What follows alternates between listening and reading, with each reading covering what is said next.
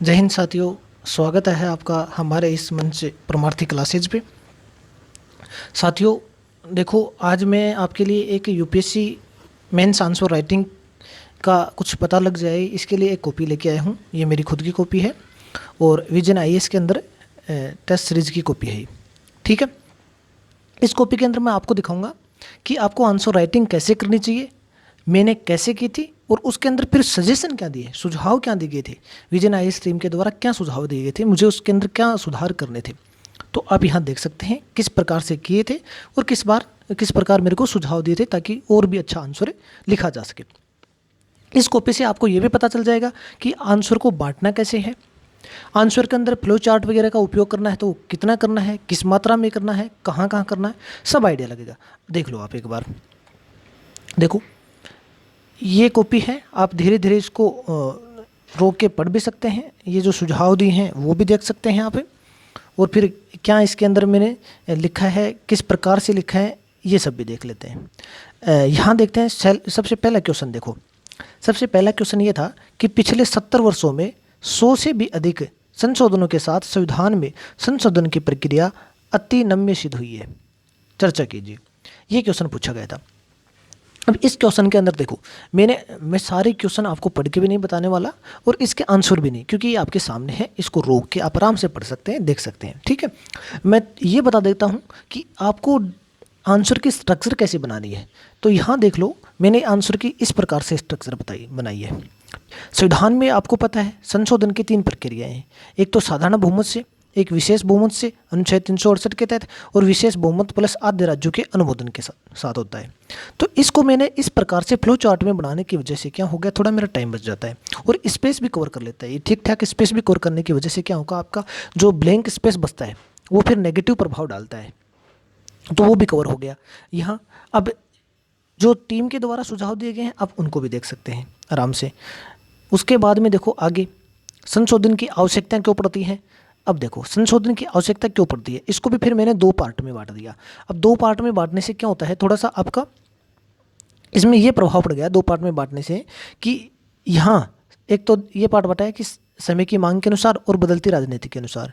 अब अगर मैं इसको पैराग्राफ के रूप में लिखता तो वो होता कि उसको पढ़ने में थोड़ा टाइम लग जाता और एग्जामिनर पढ़ना भी नहीं चाहता है, बोरियत फील करते हैं। तो इस वजह से 2 पार्ट में ये आराम से दिख रहा है साफ साफ, और उनके फिर मैंने बिंदु लिख दिए। इसके अंदर कुछ बिंदु छोड़े हैं जो ये देखो आप इनको शामिल कर सकते थे, क्योंकि ये मेरी शुरुआती स्टेज था। उस टाइम पे मैं भी आंसर राइटिंग करता था, शुरुआती की थी उस टाइम पे आंसर राइटिंग की, तो वो उस टाइम की बातें हैं, 2019 की बातें हैं ये। तो आप देख सकते हैं इसके अंदर कैसे क्या कर रखा है। और आगे चलते हैं, थोड़ा सा इसको आप देख लेना, पढ़ लेना, क्योंकि इतना ज़्यादा लंबा टाइम लग जाएगा नहीं तो पढ़ के बताने से। ठीक है, और फिर लास्ट में निष्कर्ष भी देना है, तो निष्कर्ष देखो किस प्रकार से दे रखा है। ठीक है, और उसमें सुधार क्या है ये देखना आप, मैंने क्या लिखा है इसको ज़्यादा ध्यान ना देके आप ये देखना कि टीम के द्वारा क्या सुझाव दिए गए हैं, क्या सुधार करने के लिए बताया गया है, उन पर ज़्यादा ध्यान देना आप। तो ये देख सकते हैं आप दोबारा, ये जो क्वेश्चन था इसके अंदर फिर मैंने एक ये बनाने की कोशिश की है फ्लो चार्ट, जिसके अंदर देख लो आप संसदीय प्रणाली के अंदर क्या क्या होता है। राष्ट्रपति होती है, विधायिका होती है, और फिर न्यायपालिका होती है, और कार्यपालिका होती है। ठीक है, समझ गए आप।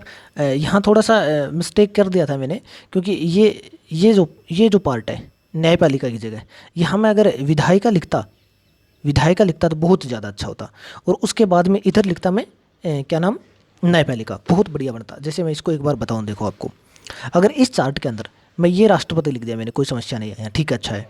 और उसके बाद में यहाँ न्यायपालिका की जगह अगर मैं विधायिका लिखता और यहाँ न्यायपालिका लिखता, ये अवधारणात्मक भूल है मेरी, उस समय भूल गया था। तो टीम का भी इसके ऊपर कोई ज़्यादा ध्यान नहीं गया, तो इन्होंने इस फ्लो चार्ट को देखे, देखो ये प्रभाव पड़ता है, यहाँ गलती है, मेरी आंसर में गलती है, क्योंकि कार्यपालिका विधायिका का ही पार्ट होती है, जबकि मैंने यहाँ कर दिया न्यायपालिका का। फ्लो चार्ट के अंदर साफ दिख रहा है ना, मैंने न्यायपालिका का कर दिया, लेकिन बस ये प्रेजेंटेशन इस रूप से आने की वजह से इसके ऊपर एग्जामिनर का ध्यान ही नहीं गया।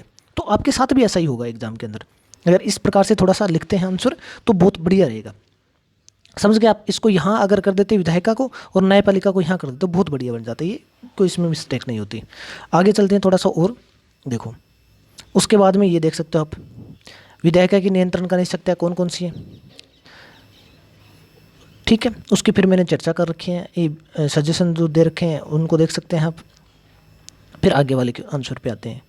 आगे वाला क्वेश्चन है इस प्रकार है, देख लो, यहाँ देख सकते हैं आप, पढ़ सकते हैं इसको, और इससे आप सीख सकते हैं बहुत कुछ।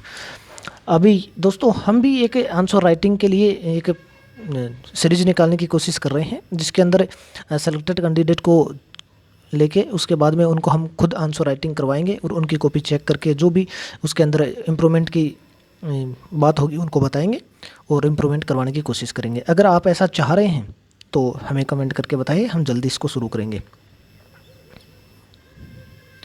आप देख सकते हैं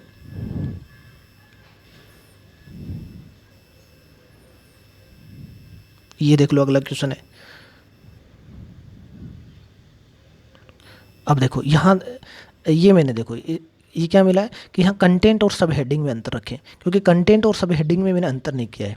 यहाँ अगर इसको थोड़ा सा अलग या फिर किसी बॉक्स के अंदर कवर कर लेता तो अच्छा होता। इस प्रकार से आप इनको ध्यान रखना कि क्या कैसे कैसे करना है। फिर आगे वाले पे चलते हैं।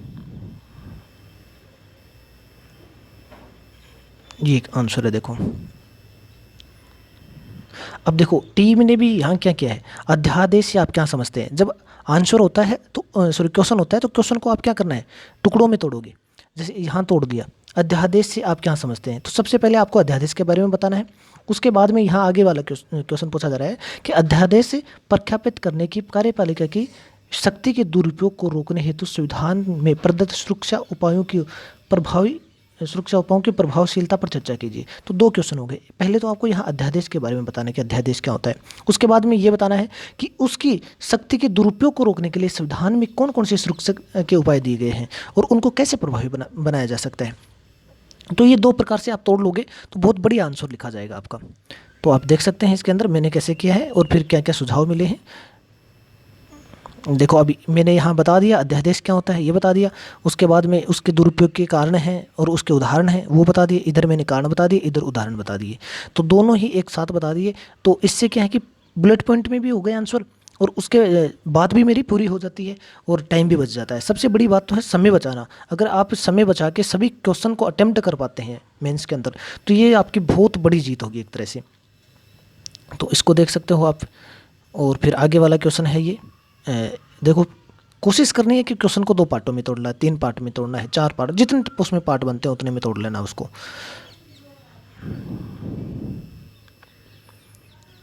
देखो गठबंधन में समस्याएं क्या आती हैं, इसको फिर मैंने फर्दर पार्टों में तोड़ा है। राजनीति के सभी दलों के संदर्भ में क्या समस्या आती है, भाई गठबंधन सरकार के अंदर है क्या समस्याएं आती हैं। तो राजनीति के जो सभी दल हैं उनके संदर्भ में भी समस्या देखेंगे हम, और फिर सत्तारूढ़ जो दल है उसके संदर्भ में क्या समस्याएं आती है वो देखेंगे। और फिर ये कुछ सजेशन सुझाव दिए गए हैं उनको भी आप देख लो यहाँ पे, और उस हिसाब से आप भी अपने आंसर को इम्प्रूव कर सकते हो।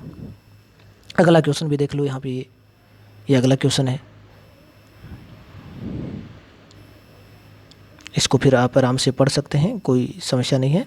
और हमारा ये उद्देश्य यही है कि ताकि आपको पता चले आंसर राइटिंग करनी कैसे है, क्योंकि आप शुरुआती स्तर में हैं तो आपको बिल्कुल भी पता नहीं होगा कि आंसर राइटिंग आखिर करना कैसे है।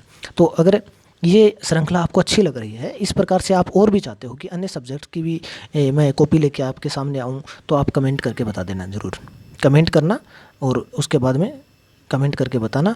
और हमारे चैनल को सब्सक्राइब कर लेना प्लीज़, परमार्थी क्लासेज को इसको सब्सक्राइब कर लेना। हम आपके लिए नया नया कंटेंट लाते रहेंगे, आंसर राइटिंग के भी बहुत इम्प्रूवमेंट के भी बहुत तरीके लेके आएंगे। तो अभी मिलते हैं नेक्स्ट वीडियो में, तब तक के लिए आपको धन्यवाद।